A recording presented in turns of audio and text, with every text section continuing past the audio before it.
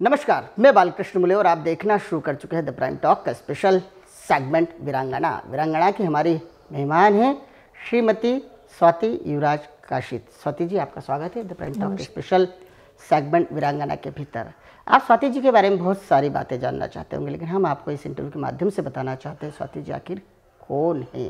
स्वाति जी, आपके बारे में ढेर सारी बातें करेंगे। आपका एजुकेशन कहाँ हुआ है, आपका जन्म स्थान क्या है और आप किस तरह आगे बढ़ी, और मध्य प्रदेश का जो आपका सफ़र है, इससे पहले आप महाराष्ट्र में अपना बाल्यकाल, अपना एजुकेशन कंप्लीट कर चुके हैं। सिलसिलेवार बातचीत करना चाहेंगे। शादी के बाद किस तरह से आपने अपने आप को इम्प्रूव किया, इसके बाद आप राजनीतिक दृष्टिकोण से भी आपने एक हाइप अच्छी पाई। कहीं ना कहीं मध्य प्रदेश के बड़े बड़े लीडर्स आपको पहचानते हैं, जानते हैं, और कहीं ना कहीं आपके कृतित्व को भी अब बहुत मानते भी है। पहली प्रतिक्रिया के रूप में क्या कहना चाहेंगे? मेरा जो जन्म है वो महाराष्ट्र में जालना जिला में हुआ है, और मेरे पापा जो है, हम मिडिल क्लास फैमिली से है, तो बेसिकली मैं एजुकेशन से बात करें तो पापा और मम्मी से, मेरे आई और पापा से बहुत हमें सीखने को मिला है। मेहनती वो बहुत थे, और मेरा जो प्राइमरी एजुकेशन है वो और मिडल माध्यमिक एजुकेशन वो जवाहर नवोदय विद्यालय जालना में हुआ है। और उसके बाद फिर मैंने डीएड कंप्लीट किया औरंगाबाद में इंग्लिश मीडियम में, और डीएड के बाद मैंने ग्रेजुएशन बीए किया था, जिसमें मेरा इंग्लिश और हिस्ट्री मेरा मेन सब्जेक्ट था। और उसके बाद मैंने एमए इंग्लिश किया वही, और एमए इंग्लिश करते करते मैं टीचिंग कर रही थी, एज अ टीचर थी मैं। पहले गोल्डन जुबली स्कूल में थी, और बाद में फिर मैं ऑक्सफोर्ड और पोद्दार इंटरनेशनल में भी मैंने काम किया है। और उसके बाद फिर मुझे मत्स्यधर इंग्लिश स्कूल में एज अ टीचर और बाद में प्रिंसिपल, जब मेरी शादी हुई थी तब मैं उस स्कूल में प्रिंसिपल थी। और एमए इंग्लिश जब किया मैंने तब मेरी शादी हो गई। और इसी दौरान जब एजुकेशन चल रहा था तब मेरे मतलब नवोदय में थी, या मुझे पहले से कुछ ऑफिसर अच्छा ऐसे बनने की जो एम था मेरा। तो उसमें मेरे भाई जो थे अरविंद पवार जी जो बुल्डाना में रहते हैं, और मेरे और भाई हर्षवर्धन सपकाल जी, तो इनके पास जब मैं जुड़ी तो बहुत सारे शिविर मैंने अटेंड किए, जैसे अम्मीगढ़ू देशासाठी, सर्वोदय से रिलेटेड मैंने मातृभूमि फाउंडेशन में उनके साथ बहुत काम किया है। और ऐसे शिविर में जाने के बाद फिर राष्ट्र हित के लिए और समाज के लिए मेरे मन में जो इच्छा और जागरूकता हुई, उसी से रिलेटेड दादा के साथ मैंने बहुत इसमें वर्क भी किया है। और दादा हर्षवर्धन दादा जिनके बारे में बात करूं तो वो भी आदिवासी एरिया में वो बहुत सक्रियता से काम करते हैं एजुकेशन को लेकर। एजुकेशन से रिलेटेड ही नहीं, वहां पे तो ऐसी स्थिति थी कि मतलब महिला और पुरुष में वहां पे एजुकेशन कुछ भी नहीं था, लाइट भी नहीं थी 40 टपरी और उस साइड गांव में। तो दादा की वजह से वहां पहली लाइट भी आई है। और जब मैं शिविर अटेंड करती तब पहला लड़का, मतलब 2008 या 9 की बात करें तो तब पहला बच्चा 10वीं पास हुआ था उस एरिया से। तो वो तो भगवान तुल्य दादा को मानते हैं। और दिवाली का एक भी ऐसा त्योहार नहीं है कि जो दादा वहां जाके नहीं करते हैं, उनके साथ, उन बच्चों के साथ दादा वहिनी सब वहां पे, और हमें भी कुछ सेवा करने का उनके साथ ही मौका मिला है। और तब से मेरी भी इच्छा थी, अगर मेरी शादी नहीं होती तो मैं उन बच्चों के लिए या वो पर्टिकुलर सेगमेंट के लिए ही कुछ ना कुछ काम करती। और इसी से रिलेटेड मेधाताई से भी हमारी बात हुई थी जब मैं शिविर में थी। और मातृभूमि फाउंडेशन में ही मैंने संकल्प लिया था कि हर साल मैं जो खादी से रिलेटेड है वो कुछ ना कुछ पहनूंगी जो हमारे स्वदेश से हमें जुड़ाव रखेगा। और उसके बाद फिर मेरी शादी हो गई, और शादी के बाद भी मैं बच्चे थे तब तक तो मेरा कुछ नहीं था, लेकिन फिर भी मैं सामाजिक, यहाँ पे जो मेरे ससुर जी है स्वर्गीय विष्णु उस्ताद काशिद जी, तो पापा मेरे सामने नहीं रहेगी, बहुत मुझे मतलब खलता है कि उनके बारे में मैंने इतना सुना है। और वो भी आदर्श थे, सब समाज के लिए थे। यहाँ पे इंदौर में भी उनका बहुत बड़ा नाम है। और मैंने जितना जाना है कि हमारे एरिया में बहुत घरों में, और यहाँ ही नहीं महाराष्ट्र में भी उनको मतलब भगवान के घर में उनका फोटो रखा है। तो उनका जो सपना है मैं चाहती हूँ कि जो अधूरा रहा है वो मैं आके पूरा करूं। क्या बात है, आपने आदिवासी क्षेत्रों में खूब काम किया, लेकिन मन में अभी भी अंत्योदय के लिए काम करने की इच्छा होती है? जी, मतलब समाज से तुम बचपन से मेरा जो मैंने सामाजिक कार्य करने की जो इच्छा मेरी है, और यहाँ पे भी वैसे मिला कि पापा मतलब मेरा जो घर है ससुराल, फिर चाहे मेरे पति है युवराज जी, वो भी समाज के लिए हरदम तैयार रहते हैं। जैसे पापा हरदम सबके लिए खड़े रहते थे, वैसे इनकी भी चाह रहती है कि हमारे पूरे समाज के लिए कुछ ना कुछ कर सके। उनके भी मन में बहुत सारी संकल्पनाएं हैं समाज से रिलेटेड कि हमारे बच्चों को एजुकेशन में कैसे आगे आना चाहिए, या उनको बड़ा मतलब बड़े अच्छे तौर पे कैसे उनको आगे बढ़ाएं, या फिर अभी जो एजुकेशन मैंने कहा इसमें बच्चों के लिए बेस्ट क्या दे सकते हैं, या कोई भी समस्या हो और समाज के लिए वो बहुत ज्यादा सोचते हैं। और मैं भी मतलब जो मेरी इच्छा थी, मुझे ससुराल भी वैसा मिला और मुझे समाज से को करने में जैसे पापा के आदर्श तो मेरे है ही वो, वैसे ही इनका साथ भी बहुत रहता है। और मैं चाहती हूँ कि हम दोनों मिलके कुछ ना कुछ अच्छा करें, समाज के लिए करें,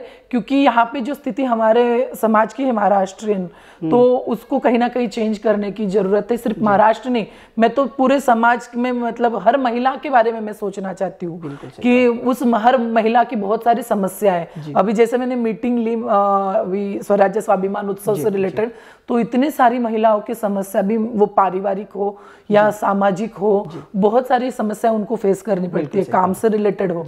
तो उसी से रिलेटेड हम महिला गृह उद्योग, जिजाऊ महिला गृह उद्योग लाएंगे। अभी मतलब हो गया उसकी कोशिश, और उसमें कच्ची घानी तेल का हो या घर बैठे महिलाओं को कुछ उद्योग दे सके, ये उनकी समस्याओं को सॉल्व करने का हमें एक मौका मिलेगा। और मैं उसको चाहती हूँ कि पूरी तरह से उनका मैं कुछ ना कुछ अच्छा करने में मेरा सहयोग रहे। महिलाओं के लिए खास मैं कुछ ना कुछ करना चाहती हूँ। आपका एक बात देखी जाती है, काफी फायर एजुकेटेड भी है, LLM भी कर लिया जी। आपको, वो भी एक अच्छा फील्ड है। बावजूद इसके समाज सेवा में ही कार्य करने के पीछे किस तरह का उद्देश्य? मैंने LLM, मेरा MA इंग्लिश हो चुका था, और शादी के बाद फिर मैंने LLB किया था इंदौर इंस्टीट्यूट ऑफ लॉ से, और वहीं से फिर बाद में अभी LLM भी मेरा कंप्लीट हो गया है, सनद भी मेरी आ गई है, मैं प्रैक्टिस भी मतलब करती हूँ। लेकिन मैं ADJ की तैयारी कर रही थी, और इसी बीच जैसे आपने कहा राजनीतिक दृष्टया, तो मेरा जो उसमें BJP द्वारा मुझे टिकट दिया गया था, और अच्छा है कि जो भी हुआ, लेकिन उससे रिलेटेड मुझे और अच्छे से काम करने का मौका में मिल रहा है।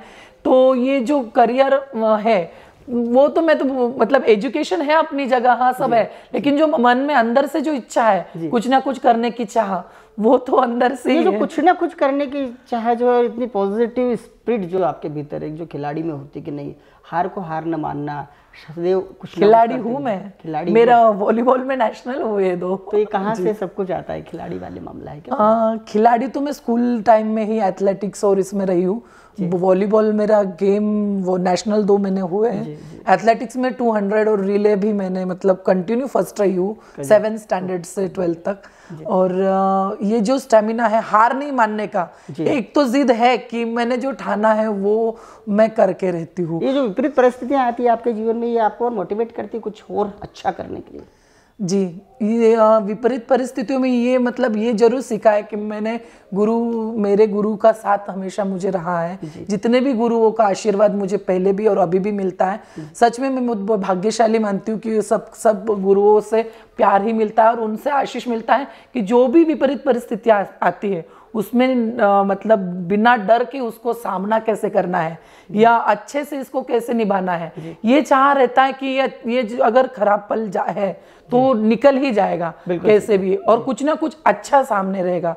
मतलब रात होती है तो सवेरा भी आगे होता है, और कहीं ना कहीं यही बात जो आपके जीवन में भी देखने को मिलती है। आप रात भी निकालती है और कहीं ना कहीं सुंदर सवेरे के दर्शन भी करती है, और कहीं जैसी सूर्य देवता दर्शन देते हैं उसके बाद एक बार फिर आप उजेले में दिखाई देती हो समाज के लिए, फिर सब कुछ करना चाहती हो। समाज भले आपके बारे में कितना भी नकारात्मक सोचे, लेकिन बहुत सारे लोग ऐसे भी जो आपको सकारात्मक भाव से देखते हैं।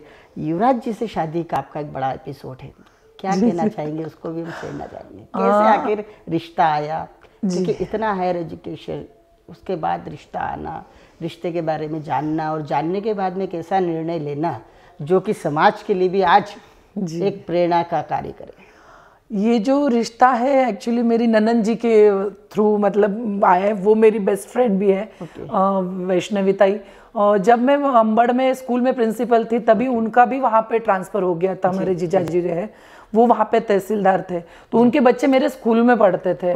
और तभी ताई ने देखा होगा या दाजी ने, उनको पता नहीं क्या लगा मुझ में कि उनको लगा कि ये हमारे घर में बहू हो सकती है या इनकी। और जब उन्होंने मुझे इनके बारे में बताया तो पहले तो मुझे ऐसा लगा कि इतना दूर है, मैं महाराष्ट्र में हूँ और चूंकि मेरे परिवार में हम तीनों बहनें ही हैं, तो मेरे पापा को क्या लगेगा, मैं तो ये सोच रही थी कि मैं उनका बेटा ही हूँ, तो ऐसे लगता था कि इतने दूर मैं नहीं जा सकूंगी। लेकिन जब मुझे इनके बारे में बताया, इनके समाज के द्वारा किए गए कार्यों को बताया, पापा के बारे में बताया, तब मुझे लगा कि नहीं, अब मैं शादी करूंगी तो इनसे ही करूंगी। तब मैंने ठान लिया था। और मैंने कहा कि नॉर्मल जो हमारा मिडिल क्लास से है तो नॉर्मल सभी शादी करते हैं, लेकिन कुछ अलग मेरी भी इच्छा थी, कॉमन मैन से शादी नहीं करनी थी।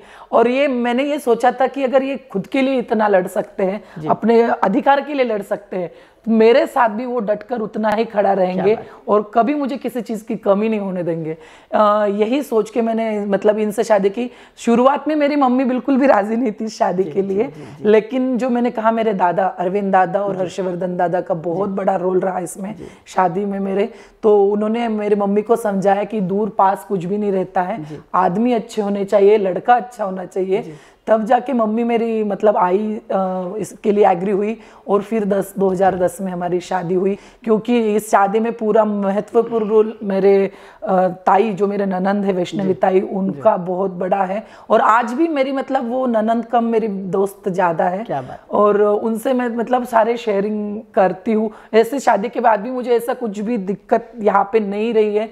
और उस मेरा एजुकेशन MA LLM और ये मेरा शादी के बाद ही कंप्लीट हुआ है। आपके जीवन में देखा जाता है कि पैरेलल प्लेटफॉर्म्स बहुत सारे हैं। आप सामाजिक रूप से भी खूब स्टेब्लिश्ड है, आप राजनीतिक रूप से भी काफ़ी स्टेब्लिश्ड देखी जाती है, जिस तरह से आप आध्यात्मिक रूप से भी काफ़ी स्ट्रांग है। इतने सारे गुणों से सर्वसंपन्न होना किसी व्यक्ति की खुद की एक अच्छी तैयारी बताती है। आखिर सारा मैनेजमेंट कैसे कर पाती है? पता नहीं कैसे हो जाता है, मतलब भगवान का, मतलब मैंने जैसे शुरू में कहा कि मैं जैसे गुरु मेरे स्वामी समर्थ जी को मैं तभी से सेवा करती हूँ। और उसके बाद मुझे आध्यात्मिक गुरु जो शादी के बाद यहाँ आए, वो हमारे निवृत्ति मामा, मंडी वाले मामा उनके थे, वो भी बहुत प्यार करते थे मुझे। और मधुकर महाराज शास्त्री, इनका भी बड़ा स्नेह हमेशा रहा है और आगे भी रहेगा उनका। और वैसे ही मुझे अन्ना महाराज जी मिले, और उनके मतलब मैंने उनको मतलब मैं एक मेरे पिता के स्वरूप ही उनमें देखती हूँ, और उनका भी आशीष हमेशा मेरे साथ रहता है। और अध्यात्म में मैं मतलब बचपन से हूँ, इसलिए मैं गुरु चरित्र हो, दुर्गा सप्तशती हो, स्वामी चरित्र और नवनाथ जी की मतलब ये बहुत सारे पारायण में करती रहती हूँ। दत्त जयंती रहे या स्वामी पुण्यतिथि रहे, और उसी के साथ मुझे अभी उत्तम स्वामी जी महाराज का भी मतलब वो भी मेरे बेस्ट, सभी गुरु मुझे ऐसे मिले हैं जिनके सानिध्य में मुझे हमेशा प्यार और मार्गदर्शन। राजनीतिक रूप से आपको खूब आशीर्वाद मिलता है? जी वो भी। इसका आशीर्वाद आपके साथ है? अभी जब से मैंने मतलब 2013 में मैंने 12 में जब छत्रपति शिवाजी महाराज की जयंती का उत्सव मनाया था हमने, तब मैंने एंकरिंग की थी। तब मुझे पहली बार स्वाति ताई कैलाश जी ने कहा था, और उसके बाद भी मतलब वो भी उस टाइम न्यूज में चला। 2013 में भी उन्होंने कहा था स्वाति ताईचे संचालन किती छान आहे, ये मराठी उद्बोधन उन्होंने तब बोला था।